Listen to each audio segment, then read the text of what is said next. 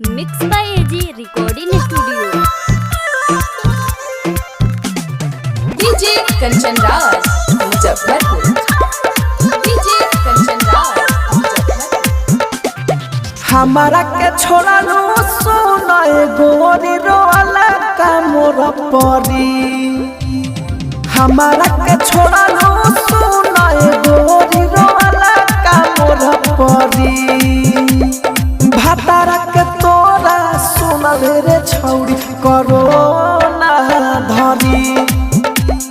भातारा के तोरा सोना रे छौड़ी करो ना धरी। Mix by AG recording studio. DJ Kanchan Raj Muzaffarpur. DJ Kanchan Raj Muzaffarpur. दिलवा से हमारा तू खेला खेला हो। भगवान जी माफ नहीं करी है झमेला हो। करी है झमेला हो।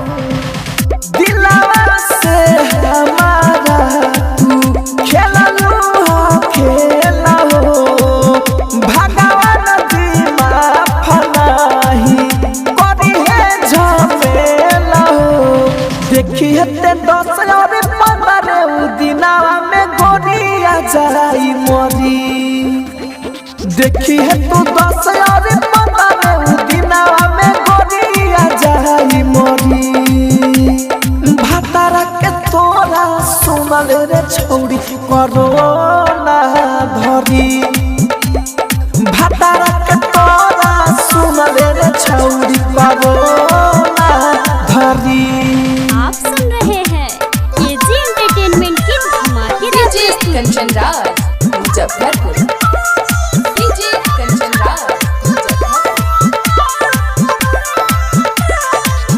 देवेंद्र दिमागी के मनलू ना बात हो। राहुल राजा धानी संगे कर देलू घाते हो। कर देलू घाते हो। देवेंद्र दिमागी के मनलू ना बात हो।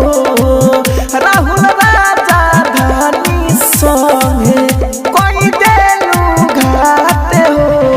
बसल तोरे घरावा पहला ला भरावा देखली है उजड़ी।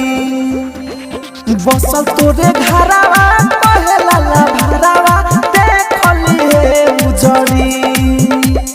भातारा के तोरा सुनल रे छौड़ी करो ना धरी। भातारा के तोरा सुनल रे छौड़ी करो ना धरी। स्टूडियो रोशनपुर सपहा।